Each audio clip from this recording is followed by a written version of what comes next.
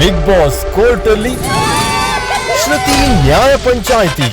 ವಿನಯ್ ಅವರ ವರ್ತನೆ ವಾರದ ದಿನಗಳಲ್ಲಿ ಒಂದು ರೀತಿ ಇದ್ದರೆ ಸುದೀಪ್ ಅವರ ಮುಂದೆ ಅನುಕಂಪ ಭರಿತವಾಗಿ ತುಂಬಿರುತ್ತದೆ. ಹೌದು ಮ್ಯಾಮ್, ನಾನು ಈ ವೇರಿಯೇಷನ್ ನೋಡಿದ್ದೀನಿ. ಅವ್ರು ಸುದೀಪ್ ಸರ್ ಮಾತಾಡ್ಬೇಕಾದ್ರೆ ತುಂಬಾ ಮೆಲೋ ಡೌನ್ ಹಾಕ್ತಾರೆ.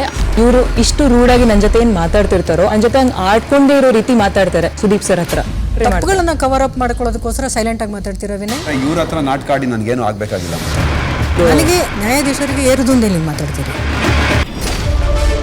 ಬಿಗ್ ಬಾಸ್ ಕೋರ್ಟ್ ಅಲ್ಲಿ ಶ್ರುತಿ ನ್ಯಾಯ ಪಂಚಾಯಿತಿ. ವಿನಯ್ ಅವರ ವರ್ತನೆ ವಾರದ ದಿನಗಳಲ್ಲಿ ಒಂದು ರೀತಿ ಇದ್ದರೆ ಸುದೀಪ್ ಅವರ ಮುಂದೆ ಅನುಕಂಪ ಭರಿತವಾಗಿ ತುಂಬಿರುತ್ತದೆ. ಹೌದು ಮ್ಯಾಮ್, ನಾನು ಈ ವೇರಿಯೇಷನ್ ನೋಡಿದ್ದೀನಿ. ಅವ್ರು ಸುದೀಪ್ ಸರ್ ಮಾತಾಡ್ಬೇಕಾದ್ರೆ ತುಂಬಾ ಮೆಲೋ ಡೌನ್ ಹಾಕ್ತಾರೆ. ಇವರು ಇಷ್ಟು ರೂಢಾಗಿ ನನ್ನ ಜೊತೆ ಏನ್ ಮಾತಾಡ್ತಿರ್ತಾರೋ ನನ್ನ ಜೊತೆ ಹಂಗೆ ಆಡ್ಕೊಂಡೇ ಇರೋ ರೀತಿ ಮಾತಾಡ್ತಾರೆ ಸುದೀಪ್ ಸರ್ ಹತ್ರ. ತಪ್ಪುಗಳನ್ನ ಕವರ್ ಅಪ್ ಮಾಡ್ಕೊಳ್ಳೋದಕ್ಕೋಸ್ಕರ ಸೈಲೆಂಟ್ ಆಗಿ ಮಾತಾಡ್ತಿರೋ ವಿನಯ್. ಇವ್ರ ಹತ್ರ ನಾಟಕ ಆಡಿ ನನ್ಗೇನು ಆಗ್ಬೇಕಾಗಿಲ್ಲ. ನನಗೆ ನ್ಯಾಯಾಧೀಶರಿಗೆ ಏರುದುಂದೇ ನೀವು ಮಾತಾಡ್ತೀರಿ.